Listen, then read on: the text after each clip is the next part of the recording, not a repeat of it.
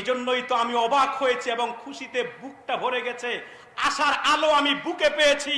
ছোট সাহেব কেবলা জবান থেকে যখন কথা এসেছে, হয়তো আমি মরবো নতুবা ইসলামী শিক্ষাকে বাংলাদেশে সমুন্নত রাখবো। ঠিক কিনা বলেন?